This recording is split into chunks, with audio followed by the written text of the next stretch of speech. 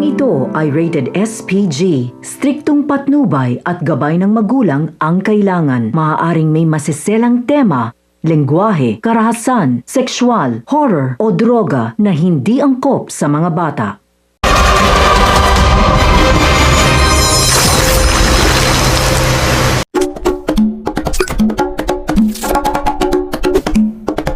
Tagumpay ngang nakuha ni na Max at Lala ang isang bag kung saan naglalaman ng 20 million. Ngayon naman ay nagkainitan na sina Carlos at Hector dahil naniniwala si Carlos na dinouble cross siya ni Hector.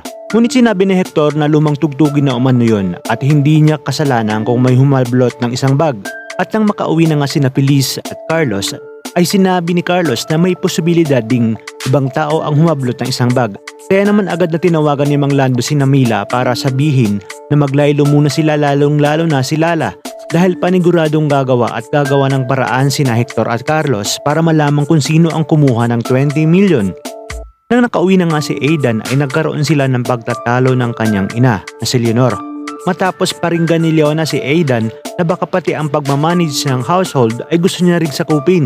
Sinabihan naman ni Aidan si Manang Precious na sa pagbalik ni Mila ay huwag niya itong pagagalitan dahil siya nga ang nagbigay ng permiso dito para umalis dahil nga may emergency itong si Mila.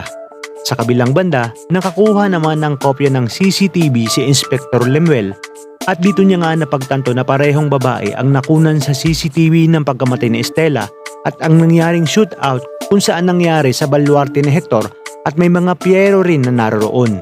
Napagpasahan ni Mang Lando na ibigay ang 20 million sa pamilyang naiwan ni Estela at nang ihinatid nila ito ay bakas ang saya ng nanay ni Estela matapos niyang makita ang malaking halaga ng pera kalakip nga ng sulat na para kay Estela.